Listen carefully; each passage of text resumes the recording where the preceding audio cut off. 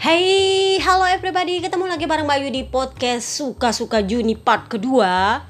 Ini kalau jeda race selama ini kayaknya kita bakal berpart-part lagi nih suka-sukanya. Dan karena tadi siang gue sudah podcast nyolong untuk member premium, kali ini kita bahas untuk publik ya. Ini gak bakal digembok karena bakal satu part aja kayaknya ya. Beda dengan yang kemarin gue ngarepnya bakal jadi 2 part, gak taunya sama admin dibikin 1 part. Jadi ya udahlah. Jadi bahan di podcast ini kemungkinan besar adalah yang sudah pernah gue bahas di podcast nyolong. Jadi mungkin akan ada sedikit pengulangan untuk member premium kalau kalian ikutan dengar. Tapi mungkin juga ada yang lupa gue bahas di situ, jadi gue baru bahas di sini.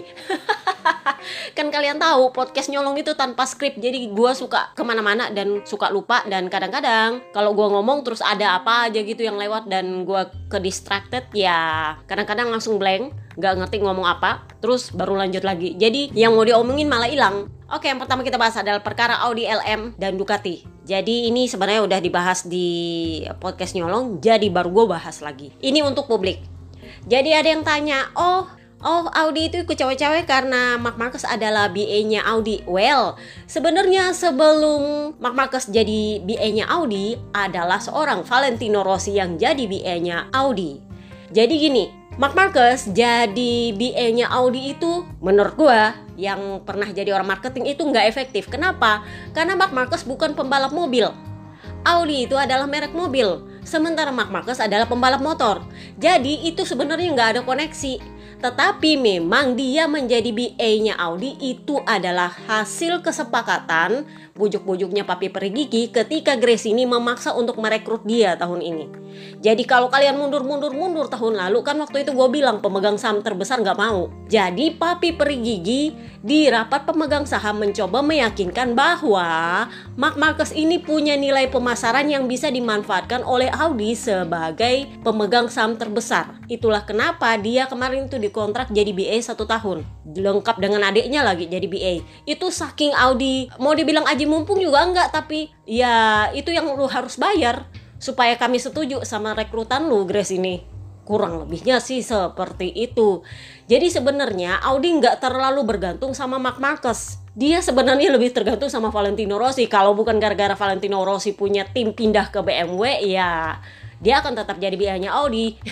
Sekarang kan timnya Bebe Vale sebagai pembalap mobil kan pindah ke BMW dan dia jadi BA-nya BMW.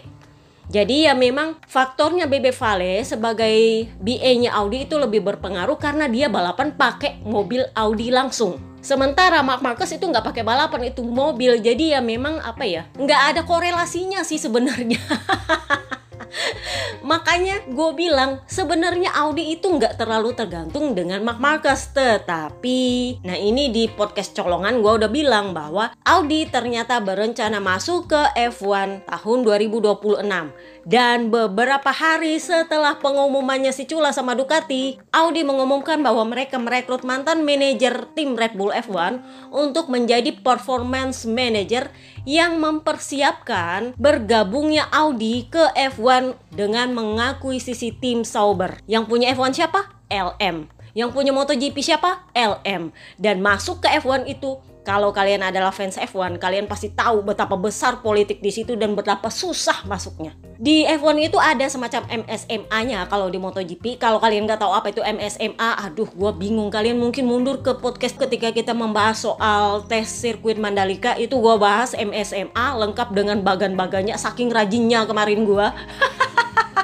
Gue minta tolong sama admin akun untuk diposting jadi podcast. Jadi ada semacam MSMA-nya F1, karena gue bukan pengikut F1 secara totally.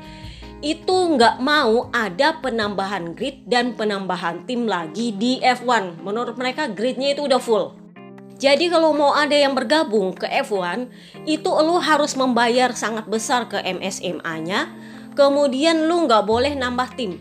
Jadi lu harus akuisisi satu tim yang ada di situ, dan itu juga nggak akan murah karena negonya panjang dan lama. Ditambah lagi lu juga harus dapat izin dari yang punya. Nah, kalau lu sudah dapat izin dari yang punya, lu akan lebih gampang negonya sama MSMA-nya. Kurang lebihnya sih seperti itu.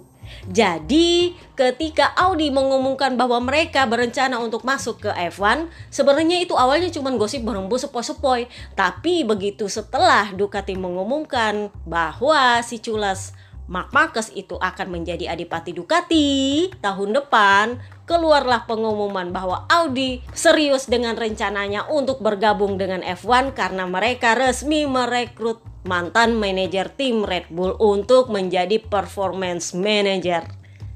Masih bilang gak ada kaitan? Jadi ada yang bilang, itu Marc Marquez cerdas.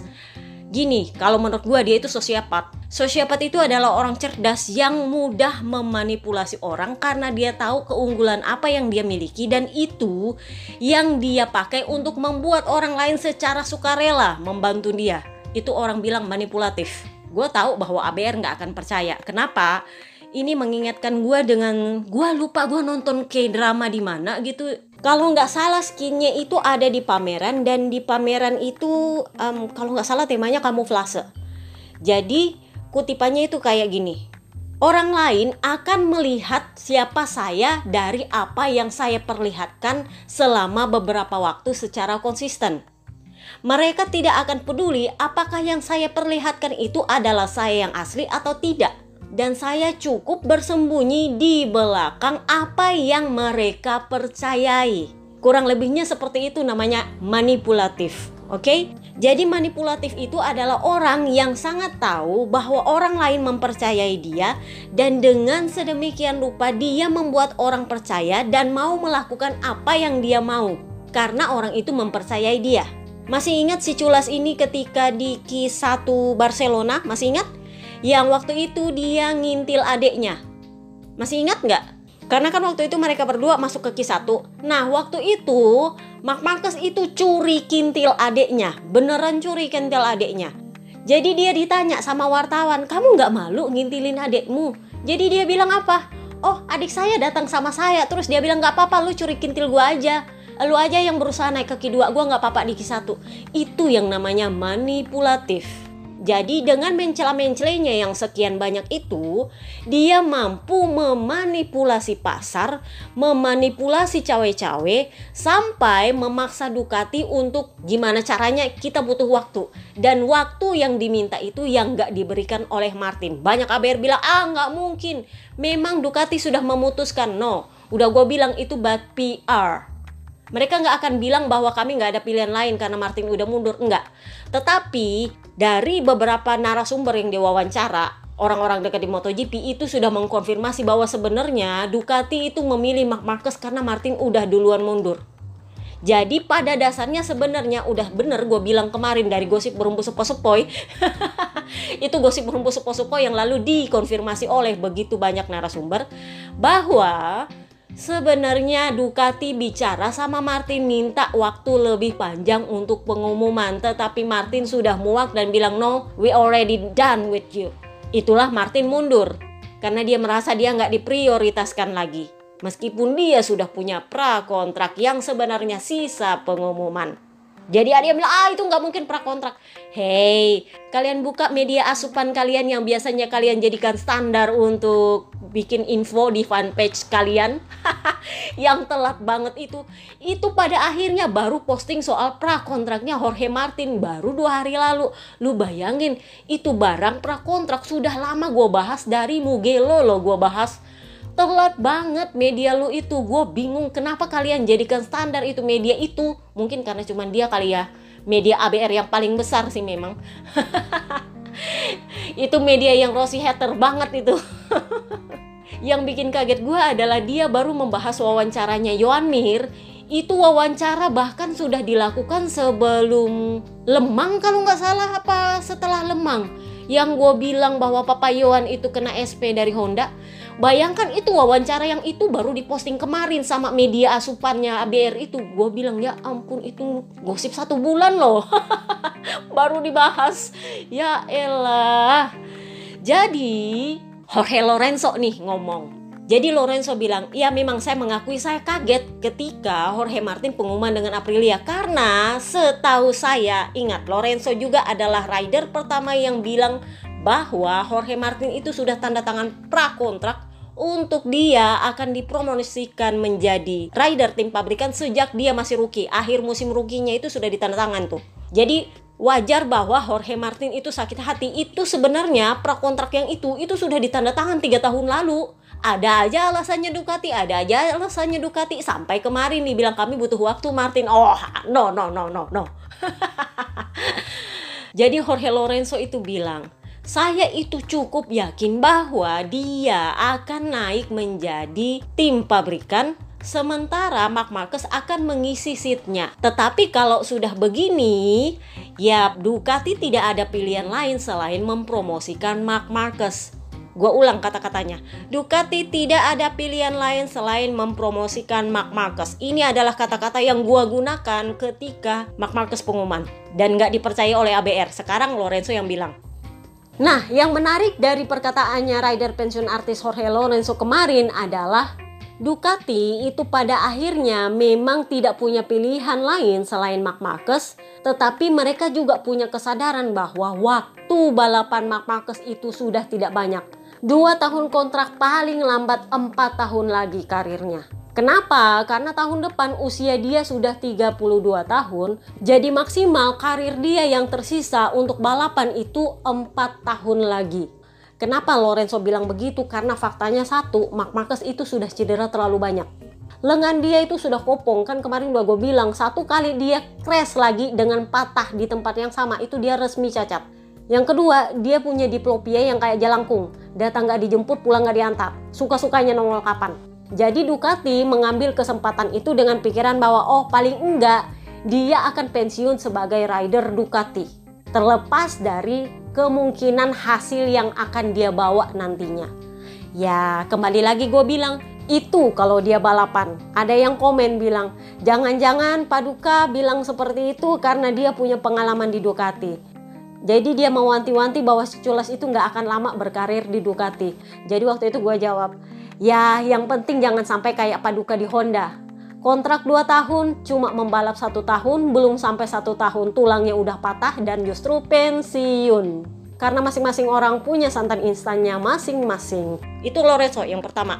Yang kedua, Papa Kembar. Jadi Papa Kembar bilang ini, Jorge Martin itu sebenarnya sudah cukup yakin bahwa dia akan berada di tim pabrikan Ducati sampai setelah balapan Mugello dia mendapati dirinya sulit untuk mendapatkan itu kecuali dia menunggu. Dan karena dia tidak mau menunggu lebih lama lagi, dia datang ke motorhome saya dengan kecewa. Disitulah saya mencoba meyakinkan dia bahwa Aprilia adalah pilihan terbaiknya. Dan saya senang bahwa Rivola mampu bekerja dengan baik beserta timnya untuk bisa membuat kontrak secepat itu. Jadi Papa Kembar sudah bilang bahwa sebenarnya Martin lah yang sudah prakontrak dengan Ducati. Prakontrak ini sudah gua bahas sejak setelah Barcelona kalau nggak ya. Podcast Barcelona, Catalan GP, itu kan udah gue bahas. Itu Papa Kembar yang bilang. Marc Marquez sendiri bilangnya bahwa, ya saya nggak tahu apa yang Ducati katakan kepada Martin, tapi saya tahu apa yang dikatakan Ducati kepada saya. Mereka menghubungi saya. Ingat ini, hari Minggu malam. Jadi itu setelah Martin mundur. Itu konfirmasinya dari Marc Marquez. Papi Tardosi bilang, ya kami baru bisa memutuskan setelah balapan Mugello. Kami sebenarnya ingin bertahan dengan Martin, tetapi kami ada di persimpangan jalan dan pada akhirnya kami harus memilih Marc Marquez. Karena memang dia adalah pilihan terbaik. Ya iya, karena Martin udah mundur. Logikanya ya memang harus dipilih Marc Marquez karena Martinnya udah gak bisa, gak mau nunggu. Pilihan terbaik karena dia adalah rider terbaik di klasemen setelah Martin yang pindah ke Aprilia dan setelah Pecco yang memang masih ada kontrak. Jadi Papi Perigi dan Papi Tardosi itu memang gak bohong soal bahwa dia memang pilihan terbaik yang punya talenta.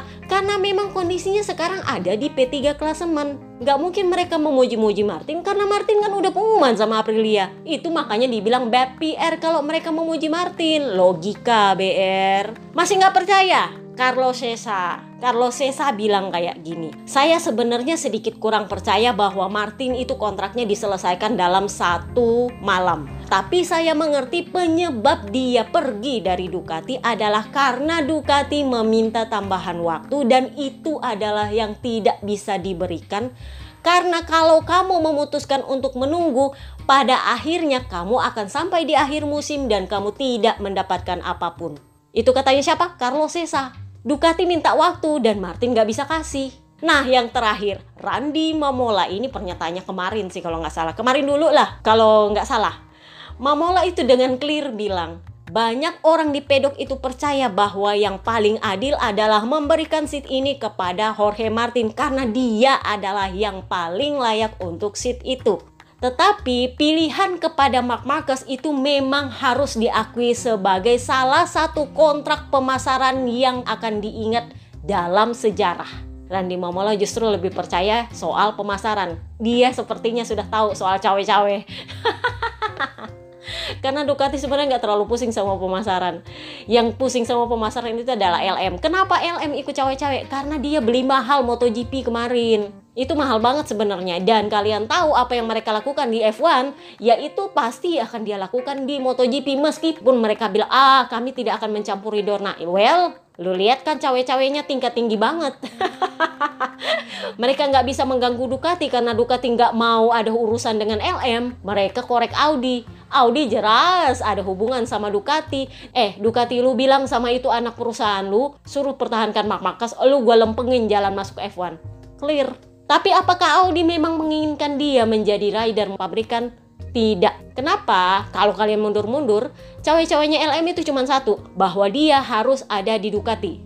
Cawe-cawenya Audi cuma satu, dia harus ada di Ducati dengan motor pabrikan. Terserah mau timnya apa, lu atur aja. Nah, Ducati, giliran Ducati yang pusing. Kenapa? Karena Pramac nggak mau kasih klausul motor pabrikan mereka. Itulah kenapa Ducati butuh waktu, karena mereka harus bujuk-bujuk dulu Gresini sama Pramac gimana ceritanya ini. Karena kan Marc Marquez nggak mau pindah ke Pramac. Marc Marquez sudah mengancam Gresini dengan motor pabrikan, atau gua ke tim pabrikan, atau gua hengkang. Hengkang itu adalah no untuk Audi maupun untuk LM. Nah, sekarang perkaranya adalah ini motor pabrikan mau digimanain. Kalau nggak mau dikorek-korek itu Sid Adipati, itu yang Ducati butuh waktu. Mereka mintalah itu waktu sama Martin. Martin bilang no, mundur. Ya sudah. Mau nggak mau harus promosikan Marc Marquez, itu adalah cara paling adil. Kenapa? Karena dia ada di P3 klasemen, Kak. Nggak mungkin ini yang dinaikin. Itu lebih nggak adil lagi. Meskipun ya mungkin banyak Ducatisti yang lebih suka kalau Enea tetap bertahan di sana. Tapi Ducati adalah pabrikan yang adil sebenarnya. Jadi kemarin juga ada yang bilang, Mbak Yu, itu ada yang bilang ABR bahwa Ducatisti itu adalah fans sampah, bukan fans sebenarnya Ducati. No. Justru Ducatisti itu adalah fans paling loyal di seluruh pabrikan di track. Kenapa? Karena mereka nggak akan mencampuri apapun dan siapapun rider di Ducati. Yang penting pabrikannya menang. Kecuali Jorge Lorenzo dan kali ini Marc Marquez. Jack Miller di sana mereka nggak pusing. Bahkan Jorge Martin pun sebenarnya mereka nggak keberatan. Tetapi kalau Marc Marquez, itulah mereka menentang. Banyak yang bilang, oh itu ada pengaruhnya sama Valentino Rossi. Nggak ada hubungan sama Valentino Rossi. Ducatisti zaman now itu kemungkinan kecil masih ingat apa yang terjadi di 2015. Yang mereka sangat ingat adalah kelakuan Marc Marquez kepada para rider Ducati ketika dia masih di Honda.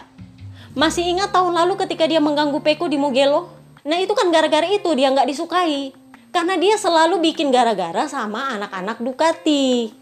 Bahkan ketika Jorge Martin crash kemarin di race terakhir di Valencia dan kehilangan kesempatannya untuk bisa meraih Jurdun, itu kan para Ducati juga sebel.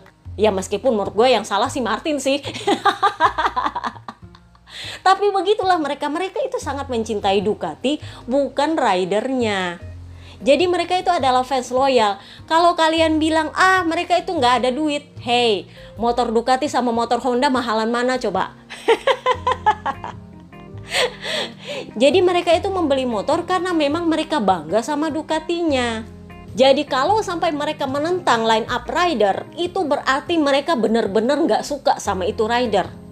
Karena pada dasarnya mereka nggak peduli mau siapa di situ. Bahkan ketika Alex Marquez bergabung di Ducati, adakah mereka komplain? Nggak ada. Nggak ada. Kalian ingat-ingat lagi, adakah Alex Marquez dikomplain sama para Ducatisti? Nggak ada. Alex Marquez baru bikin ulah lagi setelah ada kakaknya. Dia tahu ada kakaknya yang lindungi dia kan. Kemarin meskipun dia bikin ulah, Ducatisti nggak komplain. Yang komplain ya Ducati sendiri malah. Akhirnya dia kena penalti 3 grid kan tahun lalu. Itu Ducatisti nggak ada komplain. Karena Alex Marquez ini sebenarnya anak baik. Yang mereka nggak suka itu ya Jorge Lorenzo dan Marc Marquez. Jadi itu bukan karena mereka nggak cinta Ducati.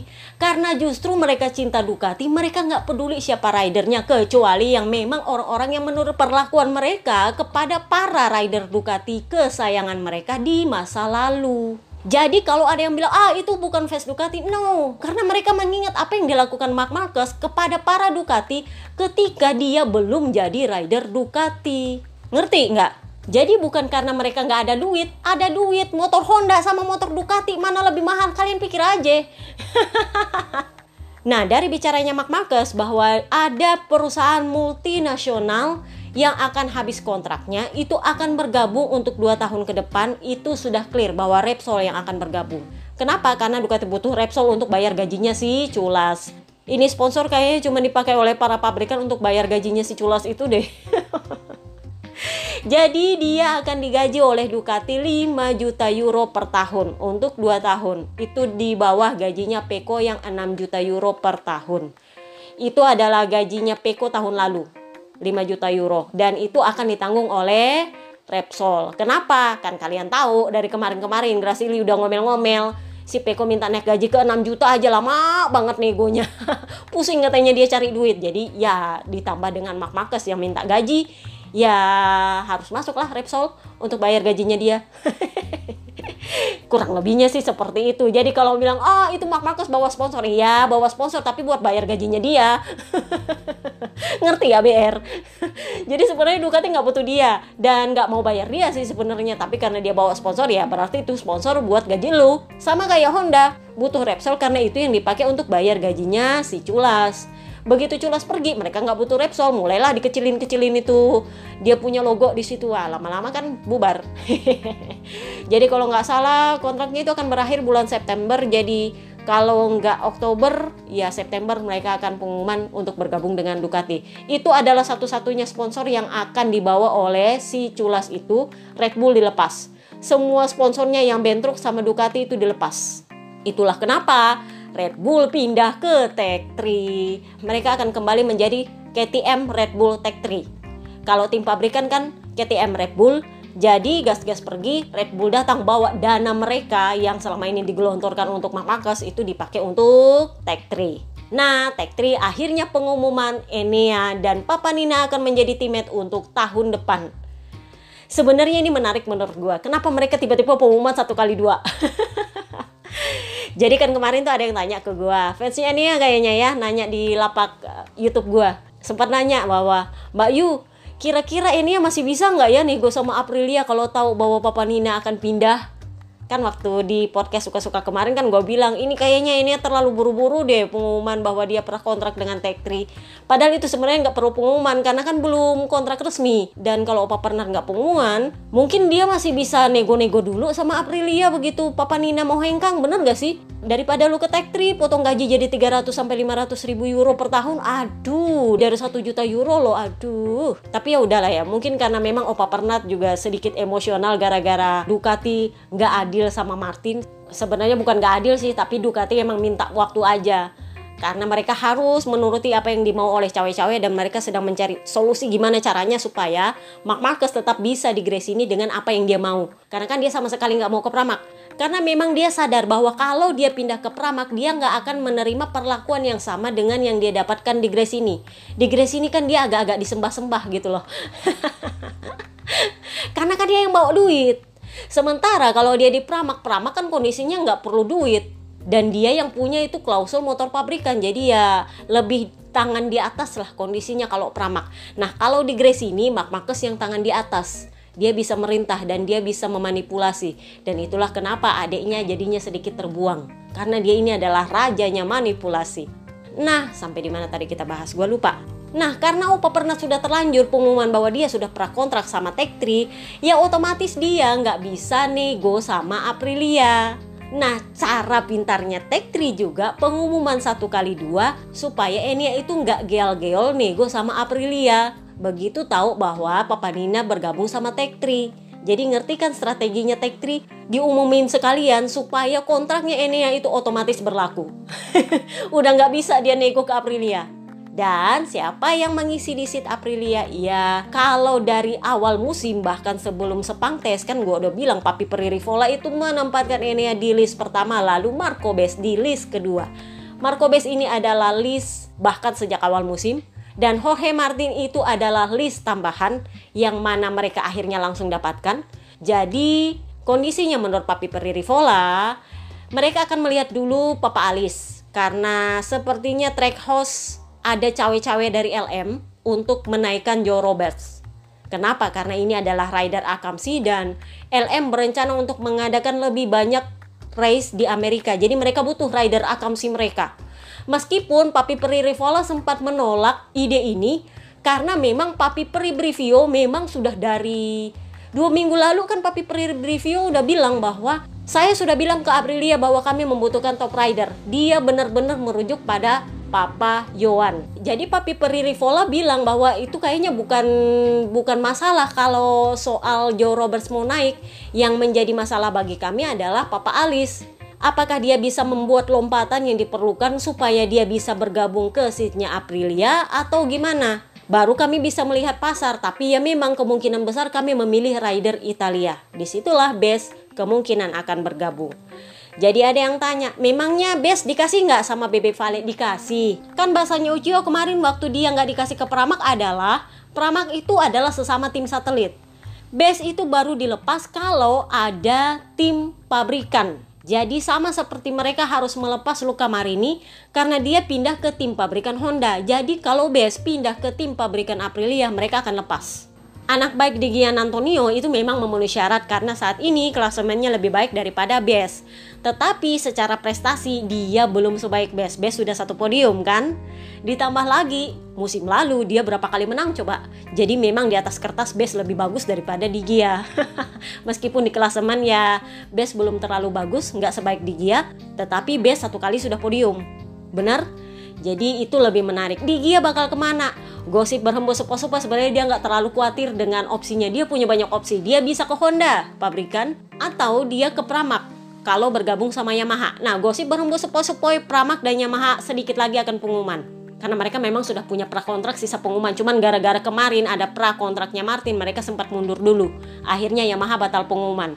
Tetapi gosip berhembus sepoi-sepoi mereka OTW pengumuman. Yang menurut gue sih sebenarnya lebih bagus kalau Pramac bertahan di Ducati supaya ya dalam tanda kutip balas dendam lah, supaya Gresini nggak dapat apa yang dimau. Tetapi gosip berhembus sepoi-sepoi kalau Pramac pergi maka 2 motor pabrikan akan diberikan kepada VR46. Gresini tidak akan mendapatkan apa yang dia mau meskipun si Culas itu sudah melakukan cara manipulatif supaya Ducati mau nggak mau terpaksa memberikan motor pabrikan ke Gresini. Maaf, Ducati akan memberikan itu ke tim VR46. Vermin kemungkinan akan dititip ke VR46 kalau Bes pergi dan kemungkinan akan bersama dengan Morbidelli. Kalau Morbidelli nggak pindah ke tim Honda. Ini sih masih agak awang-awang karena memang sebenarnya Morbidelli juga pernah jadi ridernya Honda. Dia malah dapat rookie terbaik kan waktu di Honda, bener nggak? Jadi ya sebenarnya masuk di akal, tapi gosip berhembus sepoi-sepoi Honda sudah menawar Papa Pip. Nah ada yang tanya memang Papa Pip mau pensiun? Gini, kalau kalian mundur-mundur di podcast kapan ya sebenarnya gue sudah bilang bahwa Honda itu menawar Papa Pip jauh sebelum Papa Pip itu menyatakan dia bersedia ditukar guling sama Acosta. Kapan ya itu? Pokoknya udah lama banget. Ini gosip sudah muncul bahkan sebelum Papa Nina digosipkan ditawari oleh Honda. Nah yang jadi pirtinyiin idilih, apakah Papa Pip sudah menolak tawaran Honda itu atau gimana? Karena Papa Nina kan sudah pasti menolak Honda karena dia sudah pengumuman sama Tech3. Jadi Papa Pip kalau dia sudah terlanjur menolak tawarannya Honda, aduh, sangat disayangkan. Mungkin dia terlanjur percaya pada KTM yang bilang, oh nggak apa-apa lu di Tech3 aja.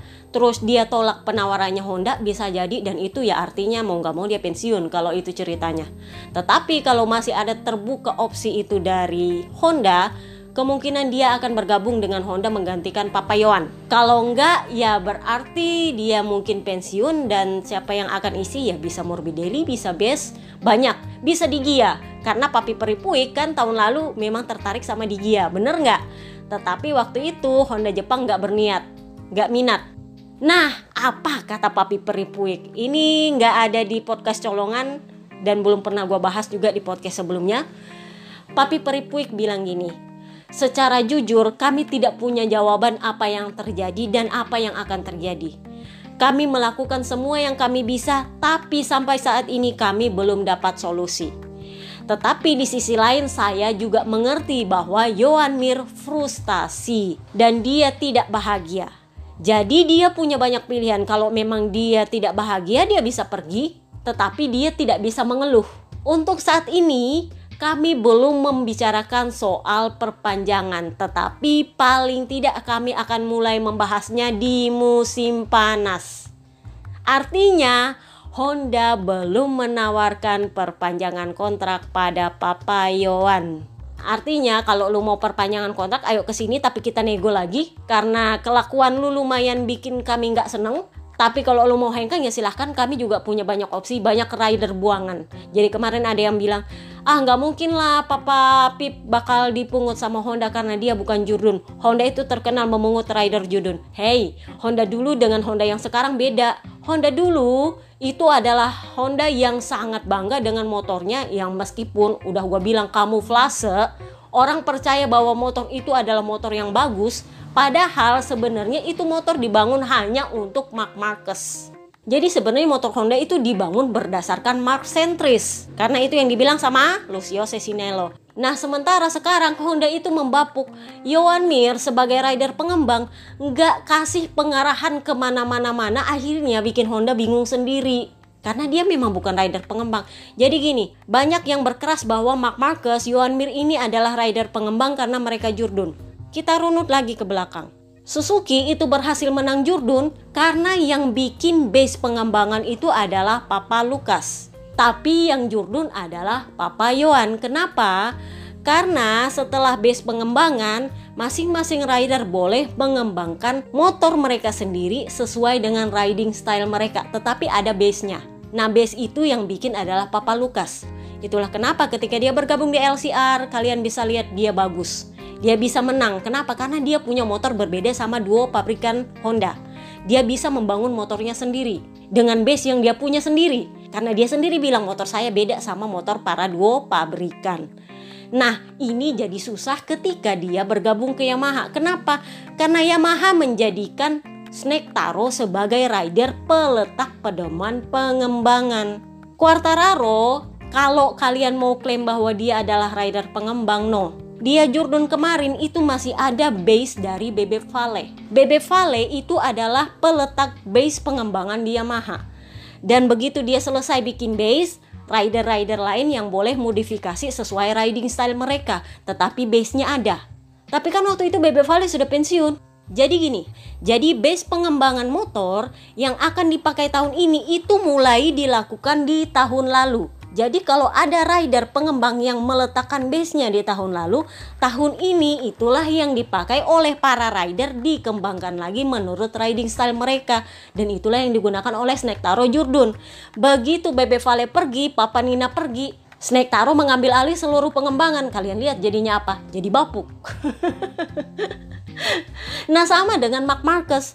Oh Marc Marquez itu pintar bikin pengembangan. Gini, kalau dia pintar melakukan base pengembangan, dia nggak akan meninggalkan Honda dan Honda nggak akan sebapuk itu. Yang bikin base pengembangan untuk Marc Marquez sampai terakhir kali dia jurdun itu adalah Dani Pedrosa. Oh tapi kan Dani Pedrosa sudah pensiun. No, dia jurdun tahun 2019 itu dia pakai base pengembangan yang dibentuk oleh Dani Pedrosa di tahun 2018 ketika Dani Pedrosa masih ada di sana. Itu base yang bikin adalah Dani Pedrosa. Lalu dikembangkan menurut riding style rider di tahun berikutnya. Itu yang dia pakai untuk jurdun. Itulah kenapa Dani Pedrosa begitu pindah ke KTM, dia adalah test rider terbaik di track. Karena dia sebenarnya adalah rider peletak pedoman pengembangan. Nah, hal yang sama juga terjadi pada Pecco di Ducati. Dia adalah rider peletak pengembangan. ABR bilang, nggak mungkin karena dia itu menang gara-gara motor. No, kalau kalian bilang dia menang gara-gara motor, berarti mestinya Dovizioso Jurdun kemarin. Lu bayangin aja, dia sudah berapa kali mencoba menyaingi Marc Marquez, nggak berhasil. Kalau mau bilang motornya bagus. Ducati menjadi bagus ketika Pecco Bagnaia mengambil alih pedoman pengembangan.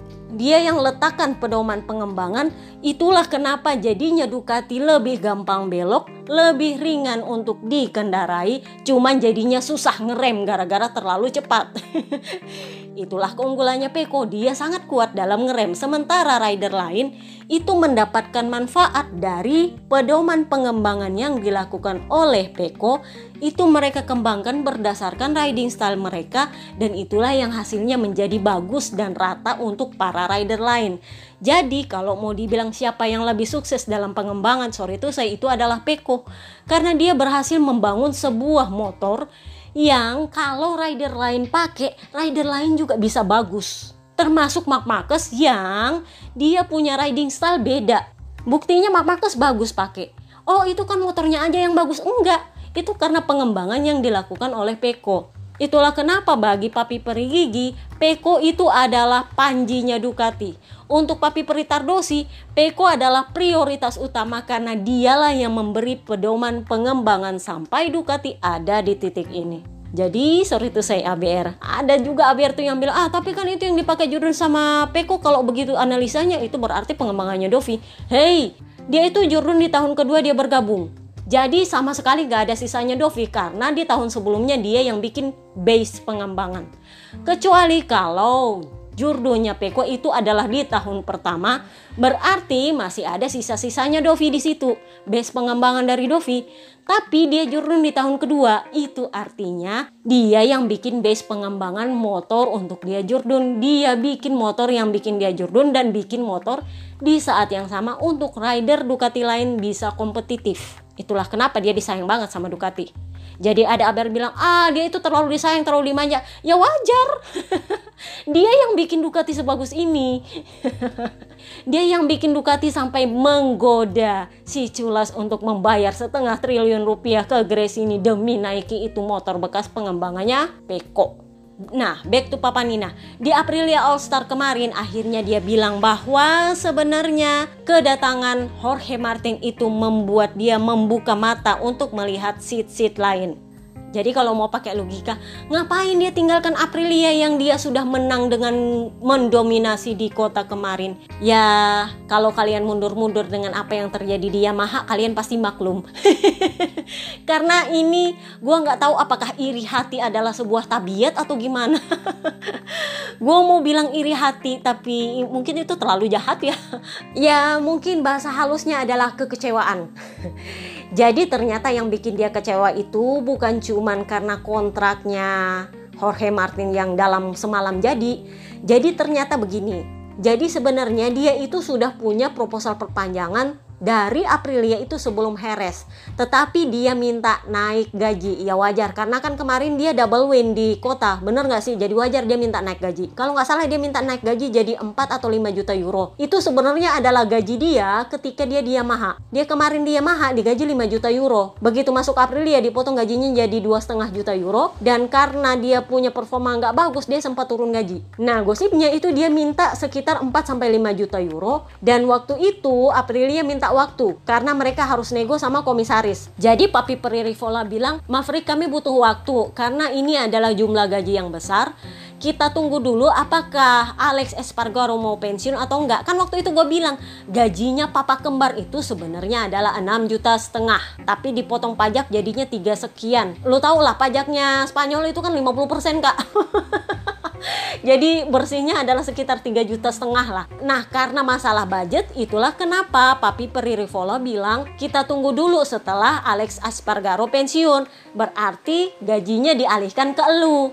Ngerti nggak sih ceritanya? Jadi oke lah, gue tunggu. Karena dia juga memberi respect pada Alex Espargaro. Karena kalau bukan gara-gara papa kembar, dia nggak gabung sama Aprilia. Jadi dia menghormati papa kembar. Begitu diheres papa kembar pengumuman pensiun, mulailah Papa Nina bicara, bilang, oh saya nggak tahu apakah saya akan jadi kapten atau bukan, karena saya sendiri belum punya kontrak untuk tahun depan. Dia sudah mulai nyindir Aprilia. Sayangnya, Papi Peri Rivola di Lemang justru bilang bahwa kontraknya Papa Nina itu sudah dikonfirmasi. Padahal belum ada persetujuan gaji yang diminta oleh Papa Nina.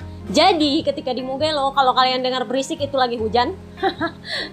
Jadi ketika akhir pekan di Mugello, itu Papa Nina bilang kayak gini, tidak benar bahwa saya punya kontrak yang dikonfirmasi seperti yang dikatakan oleh Rivola. Karena memang belum ada iya dari komisaris dan dari Aprilia soal permohonan naik gaji dia. Sepertinya menurut Aprilia itu terlalu banyak gitu loh. Tetapi giliran itu diminta oleh Jorge Martin dalam hitungan jam langsung iya. Padahal gaji yang diminta hampir sama, 4-5 juta euro juga. Itulah kenapa Papa Nina sakit hati. Ibarat kata, gua dari awal ditunda-tunda itu permohonan gaji dan perpanjangan kontrak, alasannya papa kembar lah, alasannya inilah, alasannya itulah. Giliran Jorge Martin cuman hitungan jam langsung disetujui itu kontrak. Jadi dia sakit hati. Sebenarnya kalau sakit hatinya perkara gaji, iya dia bisa ke Honda. Honda menawari dia gaji sama dengan Luca Marini, 6 juta euro. Tapi dia menolak karena dia akhirnya resmi pengumuman sama Tech3. Gosip berhembus sepoi-sepoi, gaji yang diberikan oleh Tech3 tidak sebesar yang dia minta dari Aprilia. Kalau nggak salah 2,5 atau 3 juta euro. Jadi kan kemarin dia sempat turun gaji dari 2,5 juta euro karena dia performanya nggak terlalu bagus. Nah sekarang dia minta nambah jadi 4-5 juta euro, kembali ke gaji dia di Yamaha. Ternyata nggak dikasih-kasih juga. Dan dikasih kalau nggak salah 3-3,5 juta euro dari Tech3. Dan keduanya ini kalau nggak salah dikontrak 2 tahun. Nah kita pindahlah ke Trackhouse. Jadi kalau sebelum-sebelumnya Papi Peri Brivio itu bilang dengan jelas bahwa mereka tidak menginginkan Joe Roberts, meskipun waktu itu Joe Roberts sempat memimpin klasemen di Lemang ya, kalau nggak salah dia sempat memimpin klasemen. Waktu itu kan ditanya sama Papi Brivio, kira-kira mau nggak terima Joe Roberts? Terus waktu itu Papi Peri Brivio bilang apa? Oh saya sudah bilang sama Aprilia bahwa kami hanya menginginkan top rider. Dia hanya merujuk pada Papayauan. Tetapi kemarin mencela-mencelenya muncul. Setelah Papi Peri Rivola bilang, sepertinya itu bukan masalahnya Trackhouse deh. Tetapi justru itu masalahnya Trackhouse. Kenapa? Karena setelah mencela-mencele, LM muncul cawe-cawe di pintunya Trackhouse. Joe Roberts harus naik pangkat tahun depan. Jadinya Papi Peri Brivio bilang, seperti yang kita ketahui bahwa kami sangat ingin memiliki rider Amerika. Jadi kalau memang ini adalah momen yang tepat untuk Joe Roberts bergabung bersama kami dan itu adalah juga momen yang tepat untuk kami menerima dia, akan sangat menyenangkan bila kami bisa bekerja sama dengannya. Langsung berubah Kak, mencel-mencele, pengaruh cawe-cawe.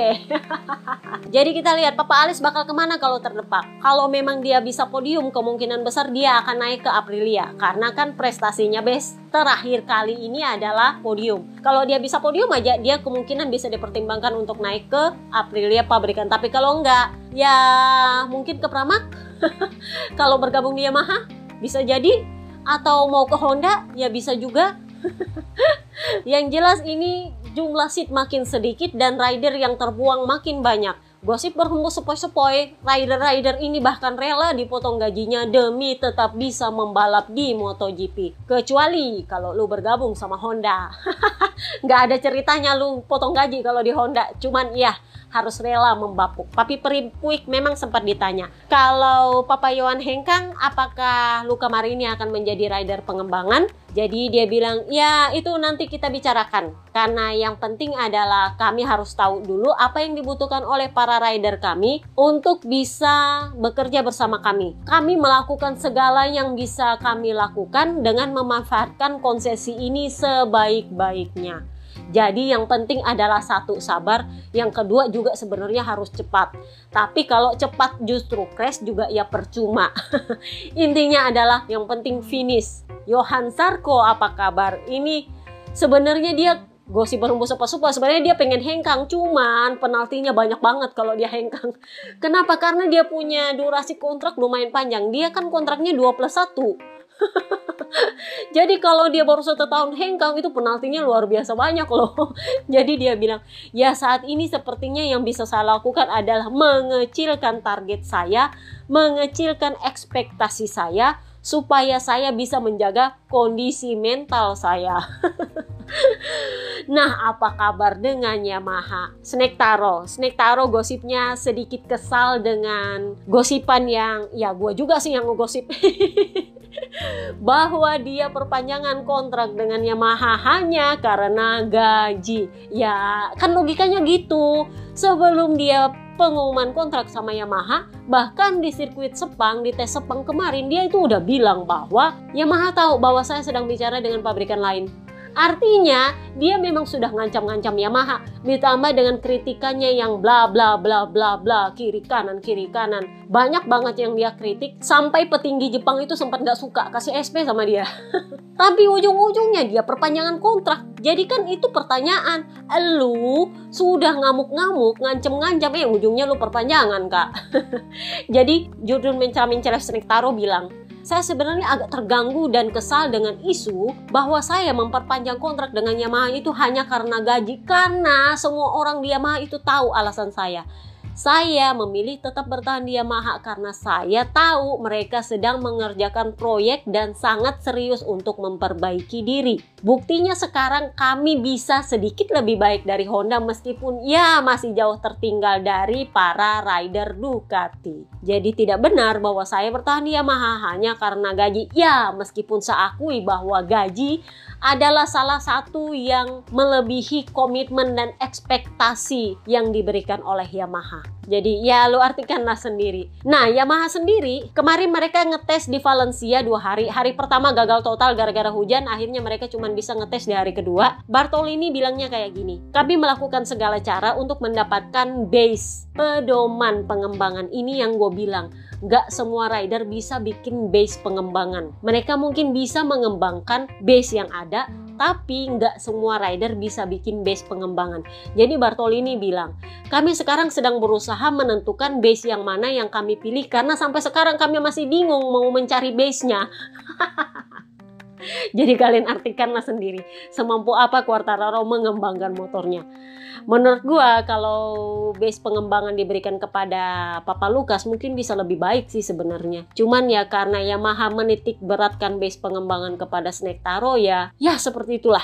Nah, Luca Marmorini sendiri itu mengakui bahwa saking seriusnya mereka, itu dia sampai harus menghabiskan paling enggak 1 minggu di Jepang untuk merancang mau bikin mesin model apa lagi. Kurang lebihnya sih seperti itu. Jadi ketika Yamaha sedang fokus kepada tahun depan, gosip berhembus sepoi-sepoi, Honda justru sedang berfokus kepada 2027 ketika 850cc dimulai. Itulah kenapa katanya sudah ada prakontrak dengan Papa Kembar. Ini juga yang menurut gue sedikit menarik. Gue pikir kemarin Papa Nina itu akan bergabung dengan Honda. Selain karena gaji yang ditawarkan juga banyak, dia juga akan ketemu lagi dengan Papa Kembar yang memang bagus dalam bikin base pengembangan. Karena kalau kalian mundur-mundur ketika Papa Kembar masih menjadi teammate-nya Papa Nina di Suzuki, Papa Nina itu menang karena base-nya Papa Kembar kan? Karena waktu itu kan Papa Nina masih rookie, belum terlalu tahu cara mengembangkan motor. Papa Kembar loh yang kembangin itu motor. Masih ingat? Masih ingat? Kurang lebihnya sih seperti itu. Jadi pikiran gue ya, kalau dia cukup percaya pada pengembangannya Papa Kembar, mestinya dia pindah ke Honda. Tapi sepertinya dia juga sakit hati sama Papa Kembar. Kenapa? Karena Papa Kembar lah yang membuat Jorge Martin berhasil menandatangani kontrak dalam hitungan jam. Dia yang bisa bikin Aprilia itu menyetujui permohonan gajinya Jorge Martin yang tinggi itu hanya dalam hitungan jam. Jadi kemungkinan dia juga sakit hati sama Papa Kembar. Jadi alih-alih dia memilih mempercayai pengembangannya Papa Kembar dan mendapatkan gaji yang lebih banyak di Honda, dia lebih memilih menurunkan levelnya ke tim satelit di Tech 3. Dengan harapan bahwa karena Tech 3 tahun depan akan mendapat biaya besar dari Red Bull, gosip berhembus sepoi-sepoi Tech 3 akan mendapatkan motor yang persis sama dengan rider pabrikan. Jadi nggak ada spek B, spek A semua. So, kita lihat apakah dia akan lebih baik dari calon ikan hiu baru Pedro Acosta, atau dia bisa lebih baik dari Enea Bastianini, atau dia bisa lebih baik dari Binder. Jadi ya kita lihatlah nanti. Oke, itu aja podcast suka-suka kita. Gua nggak tahu ini panjang atau pendek. Pokoknya yang penting jadi aja ya. Kalau ada yang bilang gua nggak bahas apa alasannya ikan hiu di luar rencana Pecco Bagnaia sang Raja Ducati turun bersama para punggawanya di sirkuit Misano, itu memang pembahasan khusus untuk podcast colongan bagi premium member.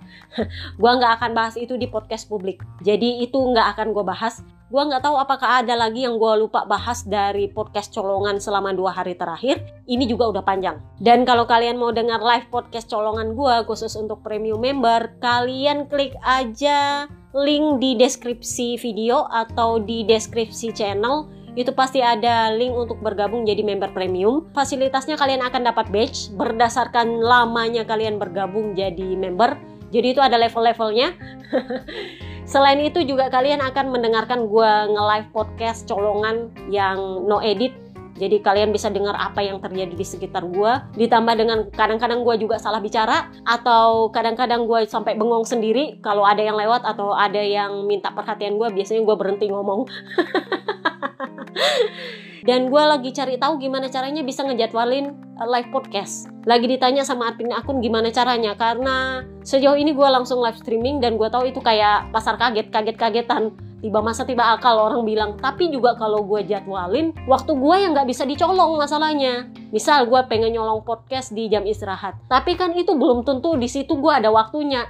Jam istirahat gue kan beda, kadang jam 1, kadang jam 2, ya tergantung kapan bisa gantian sama teman gue yang nyangkul. Jadi ya nggak bisa tepat waktu juga dijadwalin, makanya gue pusing. Jadi ya siap-siap lah, namanya juga colongan, makanya gue bilang colongan karena itu butuh waktu untuk dicolong. Oke, itu aja podcast kita kali ini. See you next part guys, bye-bye.